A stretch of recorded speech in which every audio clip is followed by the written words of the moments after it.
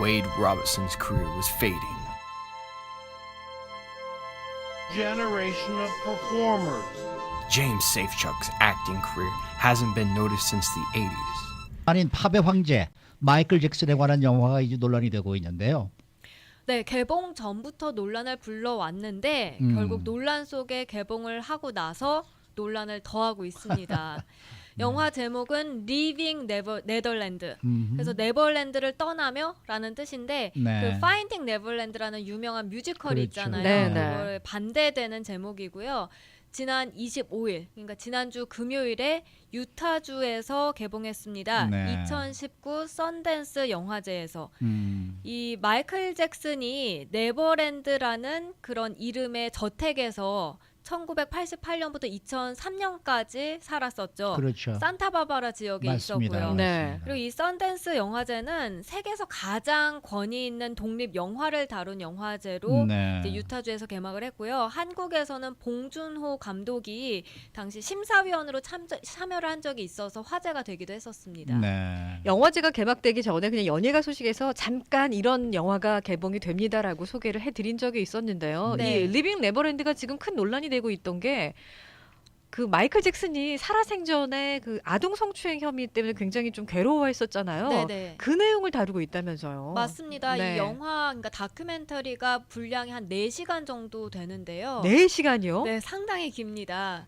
근데 최근 인기 끌었던 이제 보헤미안 랩소디처럼 네. 퀸의 전반적인 그런 삶을 다룬 것과 달리 가수 마이클 잭슨에 대한 전반적인 노래나 아니면 삶을 다룬 게 아니라 이제 성추행 혐의를 집중적으로 다룬 겁니다. 그것도 4시간 동안이요.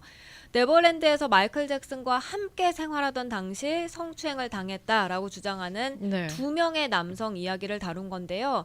당시 고발자들은 웨이드 랍슨과 제임스 세이프척입니다.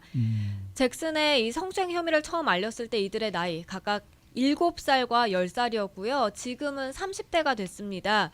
그래서 이들은 긴 다큐멘터리에서 사건 폭로 당시와 그 이후의 삶 일대기 형식으로 보여주고 있습니다.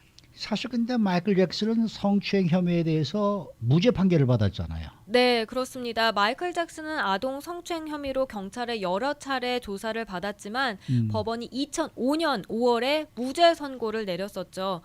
마이클 잭슨 가족들에 따르면 마이클 잭슨은 2003년 경찰이 네버랜드를 급습해서 당시 소년의 성추행 의혹을 제기할 때 철저하게 조사를 받았습니다. 그렇죠. 그리고 이때 피해자라고 주장하는 웨이드 랍슨도 증인석에 서서 마이클 잭슨 방에서 함께 잔 적은 있지만 상당히 많긴 했지만 네. 마이클 잭슨이 자신을 성추행한 적은 없다라고 증언을 했고요. 네. 나머지 한 사람인 제임스 세이프척도 경찰 조사에서 유사한 증언을 했습니다. 네. 그래서 결국 2005년에 모든 혐의에 대해서 무죄 선고를 마이클 잭슨이 받은 거고요. 네. 그리고 마이클 잭슨 역시도 2009년 이 프로포폴 과다 복용으로 사망하기 전까지 계속해서 자기에 대해 제기된 모든 혐의에 대해서 전면 부인했었습니다. 부인했었죠. 네. 그래서 현재 그 마이클 잭슨 재단이 이 영화에 대해서 정말 한심한 시도다 아주 맹비난을 하고 있죠. 네, 마이클 잭슨 재단은 앞서 이달 초에 그러니까 영화 상영이 처음 예고됐을 때 그런 입장을 나타냈습니다. 믿을 수 없는 고소인들의 주장으로 무죄를 받은 사건에 다시 불을 붙이는 터무니없고 한심한 시도다라고 비난한 겁니다. 네. 하지만 영화는 끝내 개봉했고요. 네. 개봉 첫날에는 마이클 잭슨 팬들의 항의와 또 상영 방해 시위에 대비해서 이례적으로 경찰까지 배치가 됐었습니다. 네. 그런데 이 영화제에서 개봉되고 난 다음에 또 재단에 이어서 마이클 잭슨의 가족들도 이 영화에 대해서 사실이 아니다라면서 이제 이 성명서를 발표했던데요. 네, 아예 성명을 내고 비난했습니다. 그러니까 마이클 잭슨 가족은 마이클이나 아니면 우리 가족은 사람들이 문제 제기를 끊임없이 하는 데 대해서 사실 언제나 애써 참아왔다라고 밝혔고요. 왜냐하면 그게 바로 마이클 잭슨의 방식이었기 때문이라고 설명했습니다. 네. 하지만 이번 공격만큼은 더 이상 참을 수가 없다고 했습니다. 네. 마이클 잭슨이 이곳에 없기 때문에 스스로를 방어할 수 없기 때문에 그렇지 않았다면 이런 혐의는 제기조차 되지 못했을 것이라고 가족들은 주장했는데요. 이 두 남성에 대해 위증자다라고 규정했습니다. 이들이 입장을 나중에 바꿈으로 인해서 증거가 없는 상황임에도 사람들이 두 남성의 거짓말을 사실인 양 믿게 만들고 있다고 지적한 겁니다. 그리고 마지막으로 진실과 증거는 우리들 편이다 라면서 마이클 잭슨을 대변하는 것에 대해 자랑스럽다라고 마무리했습니다. 근데 현재 피해자라고 주장하는 이 두 사람이요. 예전에 네. 소송에서 그 증인석에 섰을 때는 뭐 같이 잔 적은 수없이 많지만 성추행은 당한 적이 없다고 이야기를 했단 말이에요. 네. 근데 이제 와서 말을 바꾼 거 아니겠습니까, 이거? 맞습니다. 그러니까 리빌 원더랜드 감독 댄 리드는 사실 이 두 남성의 신뢰성에 전혀 의심하지 않는다고 밝혔는데요. 두 청년이 자신들의 이야기를 뒤늦게 털어놓은 것은 굉장한 용기와 그런 용기가 필요한 일이었다면서 이들 이야기를 굳게 믿고 있다고 말했습니다. 네. 그러면서 영화 시놉시스에서도 이제 성인이 된 그들과 또 가족들과의 고통스러웠던 인터뷰를 통해서 지속적인 착취, 속임수를 영상에 담았다고 설명했는데 대략적인 내용은 이렇습니다. 그러니까 웨이드 랍슨이 나중에 두 차례 신경 쇠약을 겪었는데요. 네. 그러면서 상담 치료사를 만나면서 이 치료사에게 숨겨왔던 비밀을 모두 폭로했다는 겁니다. 아, 거짓 증언을 했다는 거예요? 네. 오. 그러니까 스트레스랑 뭐 트라우마 같은 거를 이제 트라우마가 생기다 보니까 자신이 성추행 당했다는 사실을 나중에 마주하게 됐다는 설명이에요.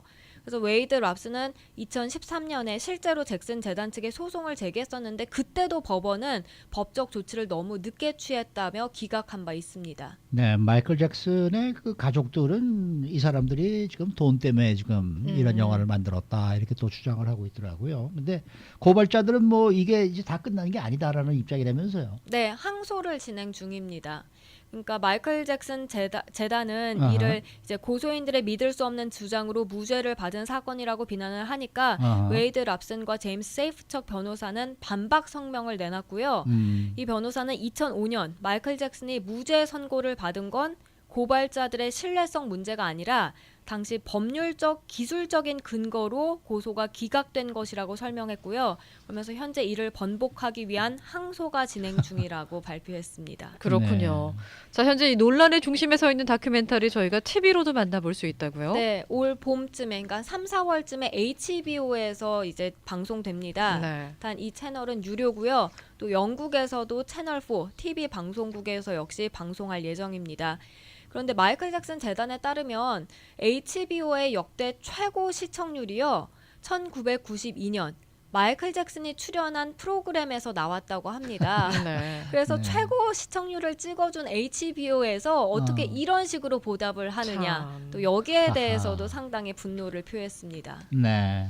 어쨌든 참고로 이 썬댄스 페스티벌이라는 거는 독립 영화를 네. 이제 이 상을 주는 그런 이제 이 상인데 1978년도에 로버트 레드포드가 만든 그런 영화상입니다. 그래서 우리 한국에서도 많이 이 영화제에 참석하는 걸로 제가 알고 있는데 네. 어쨌든 수고 많으셨습니다.